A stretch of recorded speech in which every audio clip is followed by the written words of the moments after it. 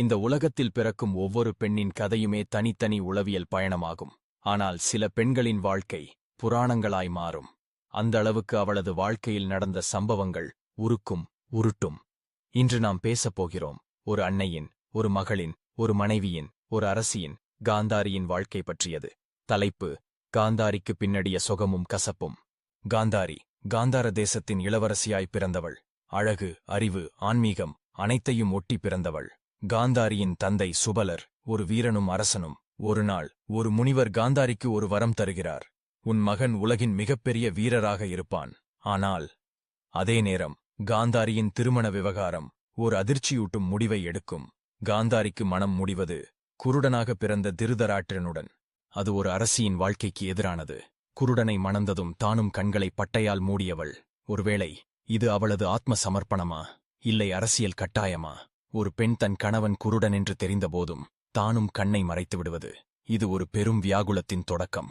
காந்தாரி துரியோதனனை பெற்றவுடன் தன் மகனின் வலிமையை உணர்ந்தாள். அவனுக்காக தான் கோடிக்கணக்கான தவம் செய்தாள். ஆனால் அவனது வளர்ச்சியிலேயே காந்தாரி ஒரு வேதனையை உணர்கிறாள். அவனது வெறுப்பு, அகந்தை, கெடுப்புகளின் விதை அவளுக்கு புரிகிறது. தாயாக இருக்க காதல் கொடுக்க வேண்டும், ஆனால் அது போதாது. தாயாய் பொறுப்பும் இருக்க வேண்டும். இங்கே காந்தாரி தவறுகிறாள்.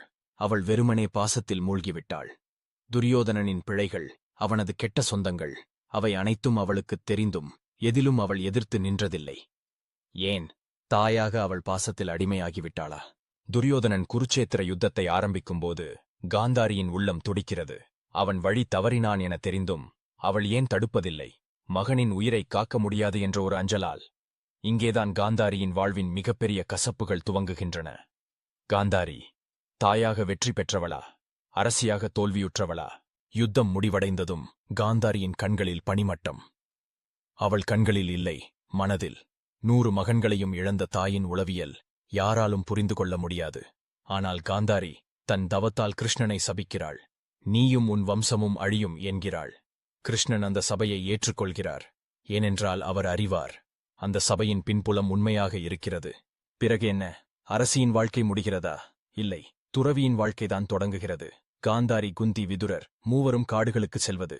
துறவிகளாக வாழ்கிறார்கள். காந்தாரி இறுதியில் அரசியல், பாசம், கோபம் அனைத்தையும் விட்டு அமைதியின் பக்கம் செல்கிறாள். ஆனால் அது உண்மையான அமைதியா? காந்தாரியின் வாழ்க்கையில் நெடுநேர அமைதிக்குப் பிறகு ஒரு நாள் காட்டுத் தீயில் மூவரும் சிக்குகிறார்கள். அவர்கள் தங்கள் வாழ்க்கையின் நிறைவைக் கண்டார்கள். ஆனால் அவர்களது இரத்தம், காதல், தியாகம் எல்லாம் இந்த பூமியில் தொடர்ந்தது. இன்று நம் மனதில் ஒரு கேள்வி: காந்தாரி ஒரு வீர மரியாதையை பெற்றவளா, அல்லது வேதனையின் உருவமா? தாயாக அவள் பாசம் காட்டினாள், ஆனால் அரசியாக அவள் நீதியை விலக்கினாள். அந்த பிழையை கிருஷ்ணனும் குருவும் பீஷ்மரும் புரிந்தனர். காந்தாரியின் கதை ஒரு பெண், ஒரு தாய், ஒரு மனைவி, அனைத்திலும் வாழ்ந்தவளின் சோகமும் கசப்பும் அடங்கிய காவியம். ஒரு பெண் தன் கண்களை மூடிக்கொண்டாள், உலகை தவிர்க்க.